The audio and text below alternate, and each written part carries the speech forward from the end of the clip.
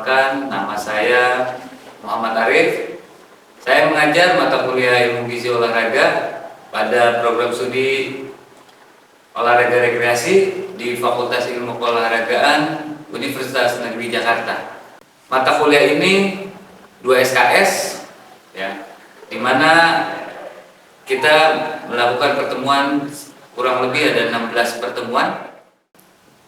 Lalu mata kuliah ini adalah mata kuliah teori. Mata kuliah ini menjelaskan tentang bagaimana komponen-komponen zat gizi, bagaimana fungsi-fungsi gizi yang tujuannya adalah untuk hidup dan kehidupan. Lalu di mata kuliah ini juga membahas tentang bagaimana kita menyiapkan makanan yang sehat, bagaimana cara mengolah makanan yang sehat, dan di mata kuliah ini juga akan mengaitkan bagaimana kebutuhan energi antara yang dikeluarkan dengan yang dikonsumsi atau asupan energi dengan yang dikeluarkan secara kaitannya dengan olahraga. Jadi di sini kita akan membahas tentang tujuannya ilmu gizi yang kaitannya untuk menunjang performa seseorang untuk melakukan aktivitas olahraga.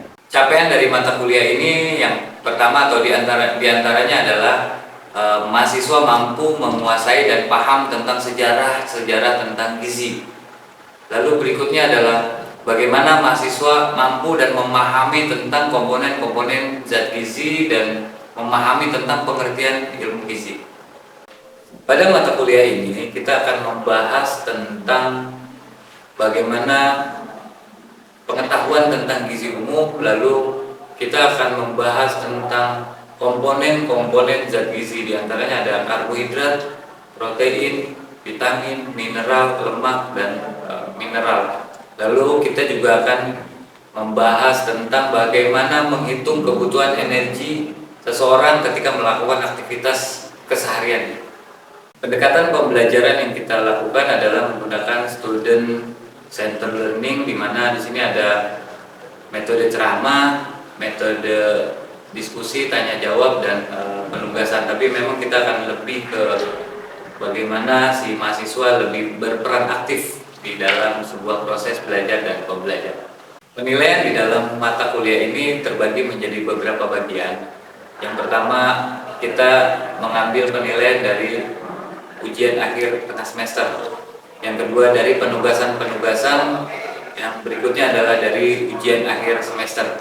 Nah, dari 3 item itu ada penambahan penilaian yang terkait dengan sikap dan etika serta disiplin dan tanggung jawab mahasiswa ketika melakukan sebuah perkuliahan di dalam 1 semester ini. Referensi yang biasa kita gunakan diantaranya adalah panduan pendampingan gizi pada atlet dari Kementerian Kesehatan yang diterbitkan pada tahun 2020.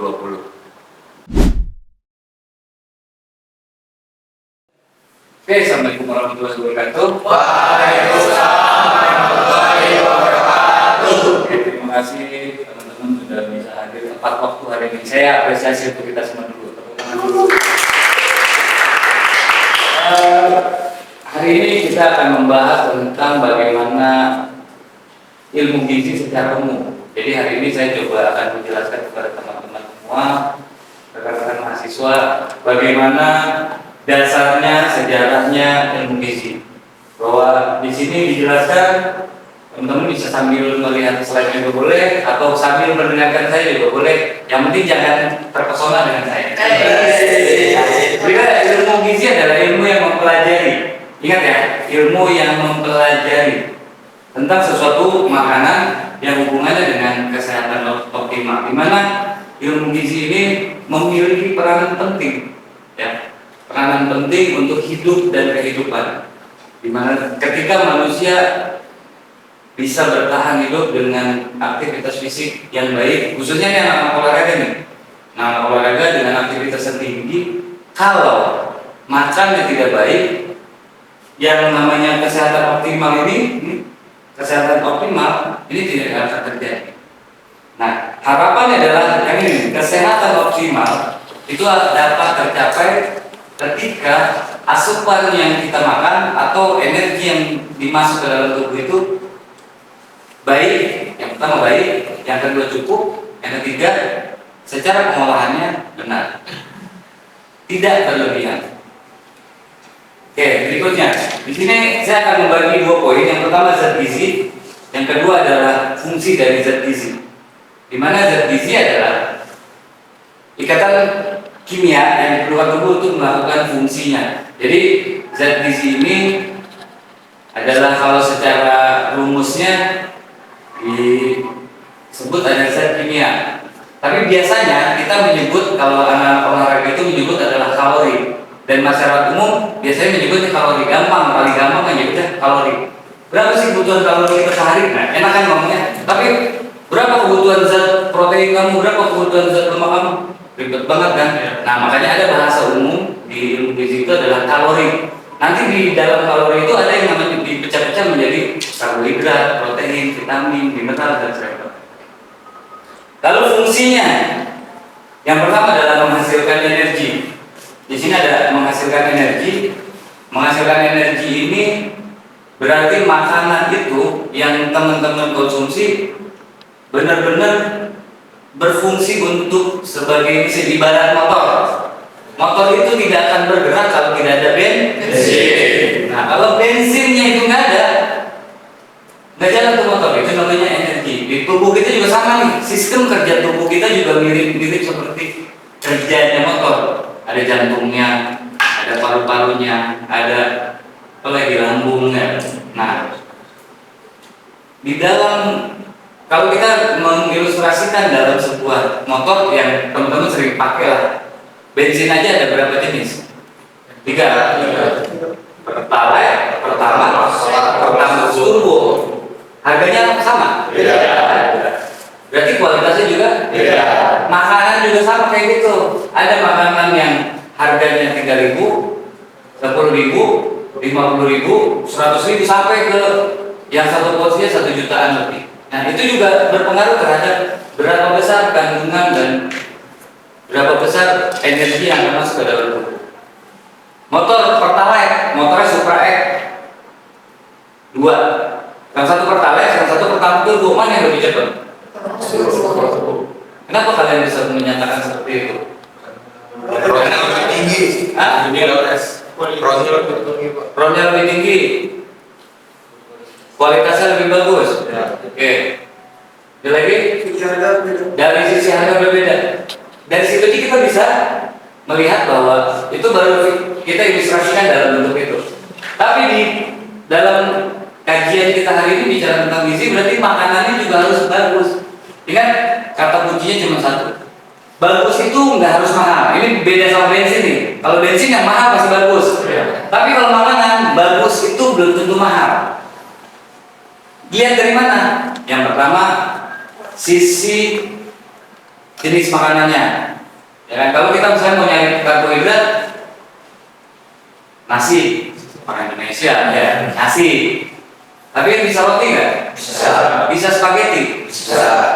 Bisa pasta? Bisa. Bisa. Pizza? Bisa. Itu karbohidrat. Harganya sama? Beda. Nah, itu yang saya bilang, bagus itu belum tentu mahal kalau untuk makan. Protein contohnya. Misalnya kamu di rumah dikasihnya tempe, protein nggak? Protein. Telur? Steak? Bahaya banget makan steak. Tapi secara kandungan sama nggak? Iya kan? Tapi harus mahal. Makanya itu yang harus kita rubah sebenarnya, stigma di masyarakat.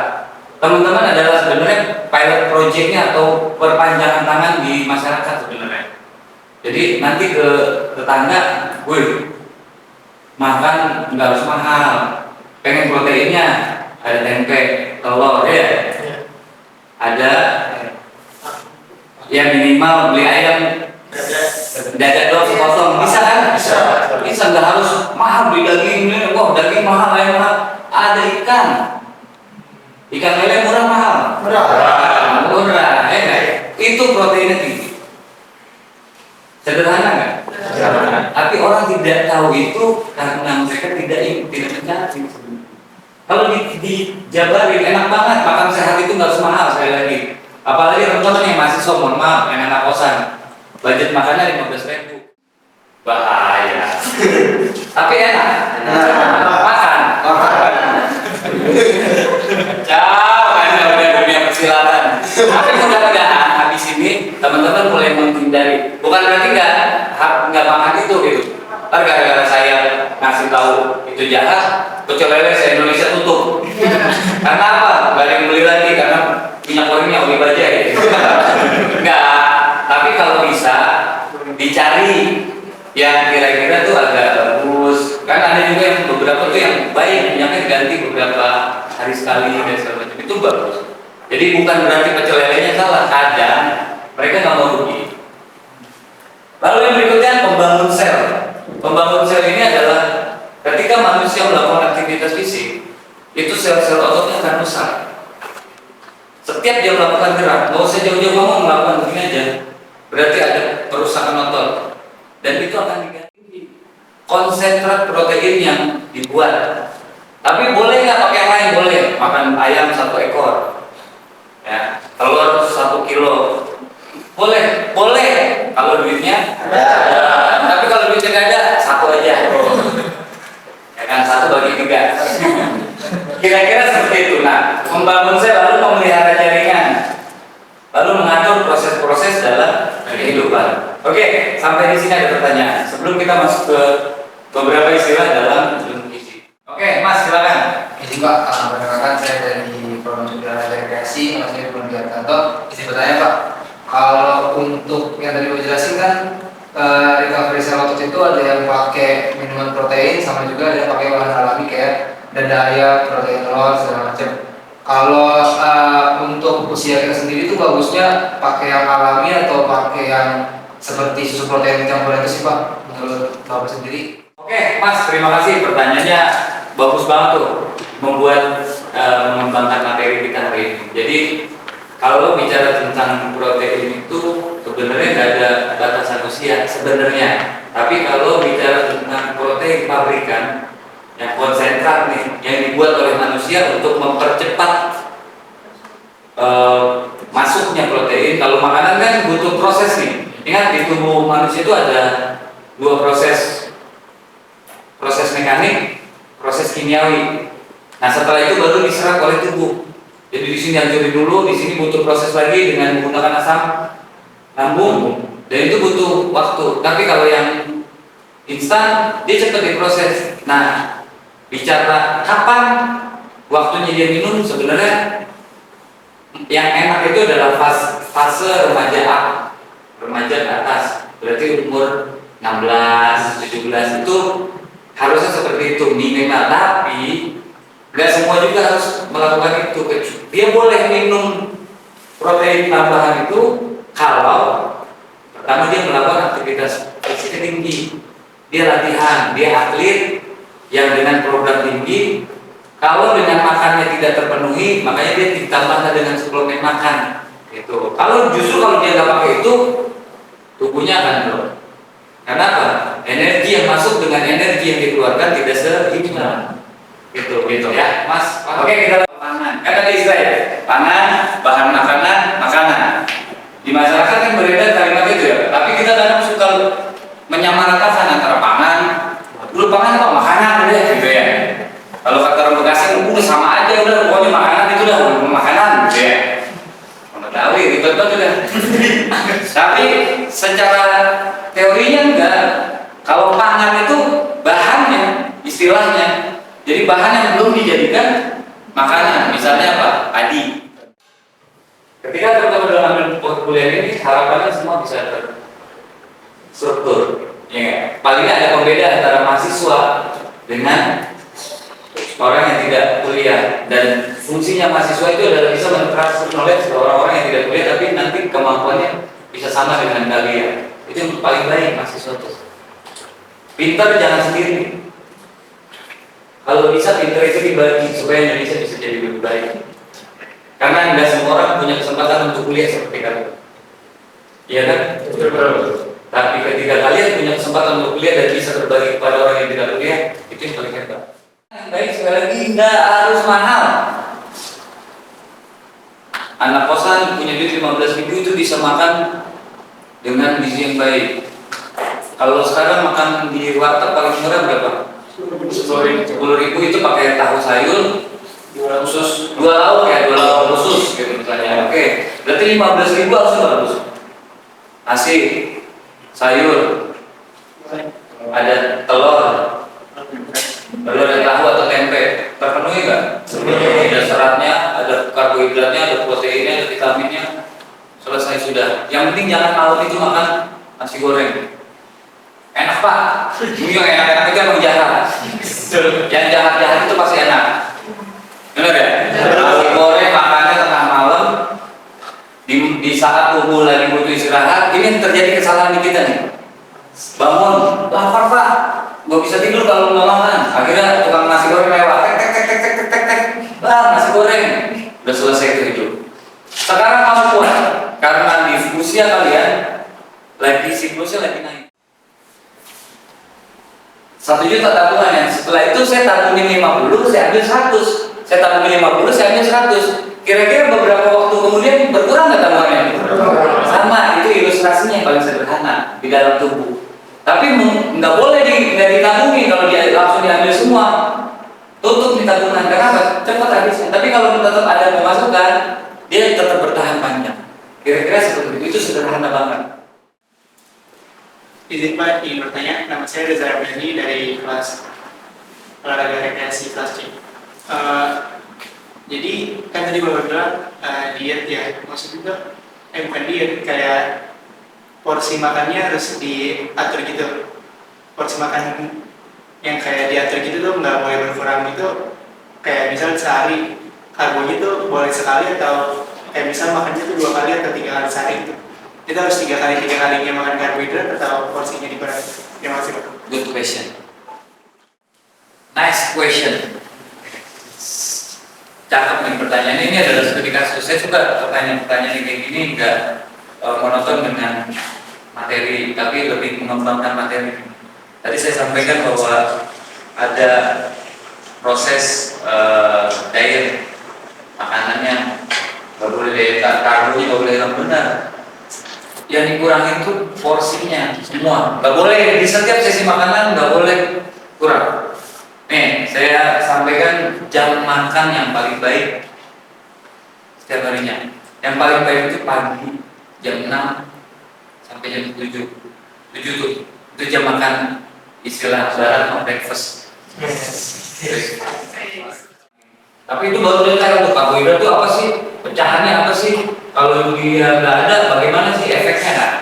Sama berikut. Tapi hari ini saya pengen bikin teman-teman penasaran dulu. Nah, ini adalah gizi dihubungkan dengan kesehatan tubuh ada 3. Menyediakan energi yang tadi kita bahas, memelihara dan membangun jaringan, lalu mengatur proses. Nah, yang dikaitkan dengan potensi ekonomi seseorang karena gizi berkaitan dengan yang pertama perkembangan otak.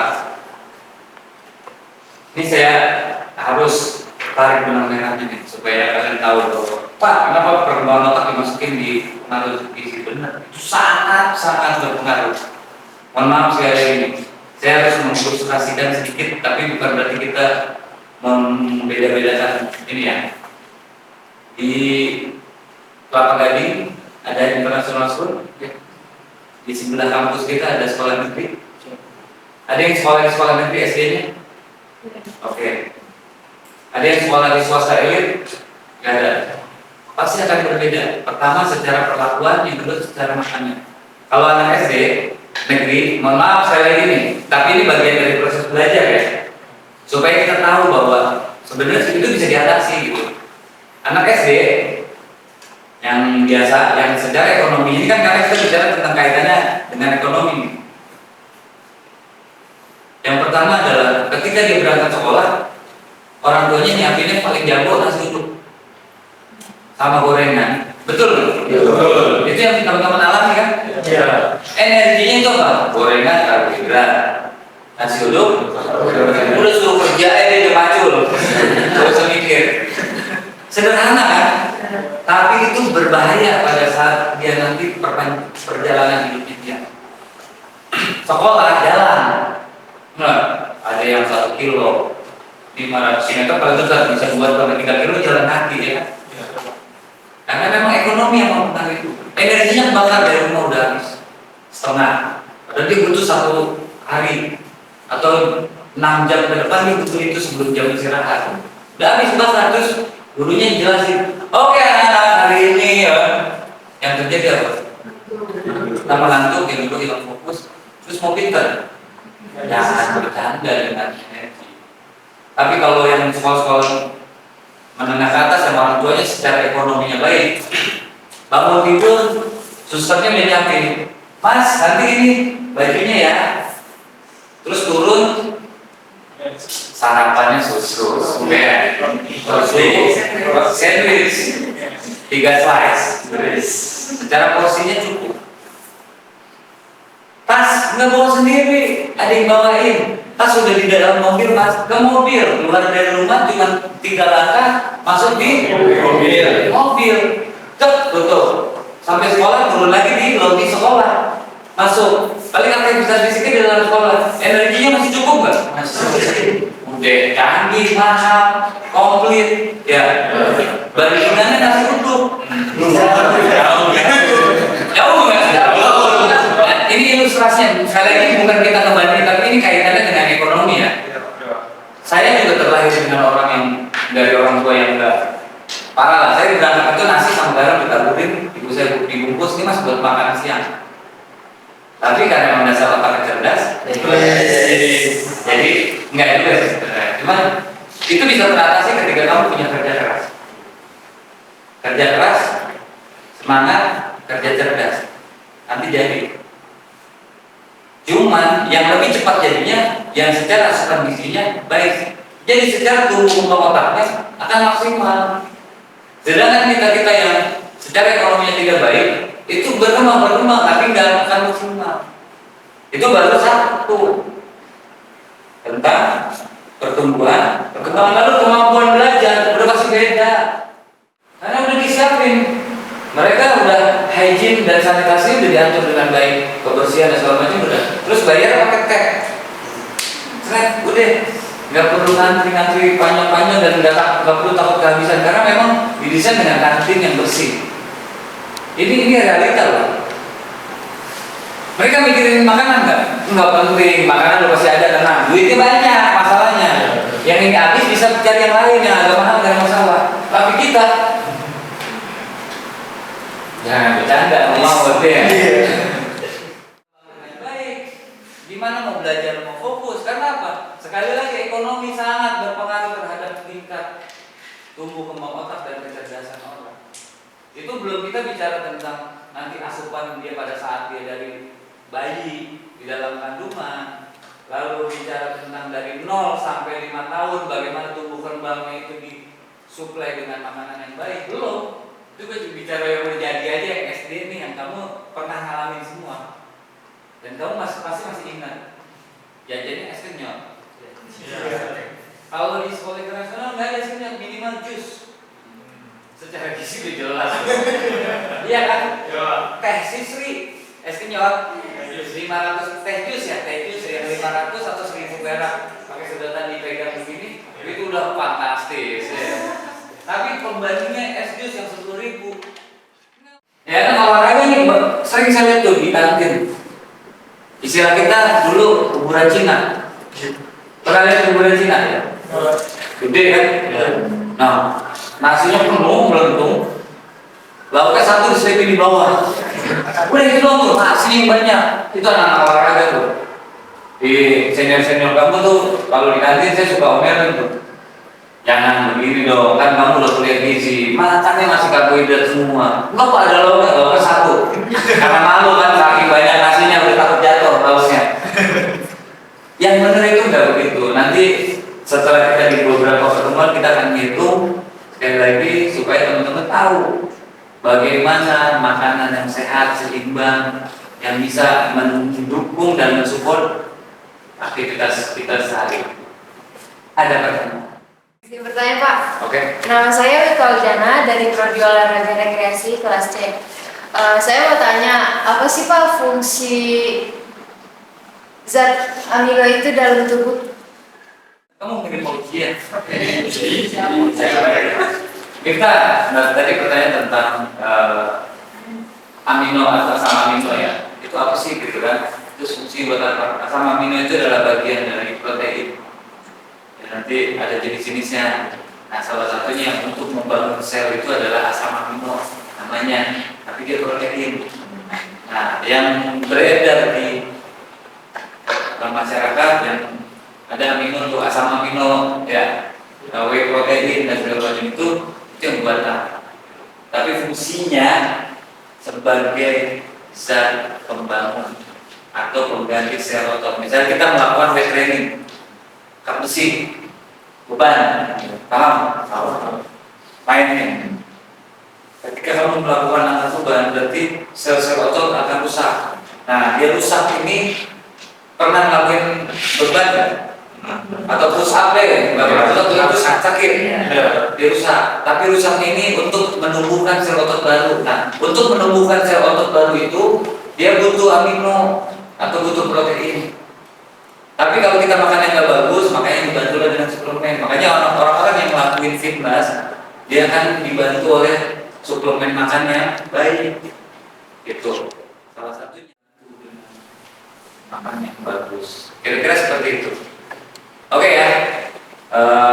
Terima kasih buat pertemuan hari ini. Tapi sebelum nanti saya mengakhiri pertemuan hari ini, ada beberapa hal yang harus saya sampaikan. Yang pertama terkait dengan biasa di perkuliahan kita.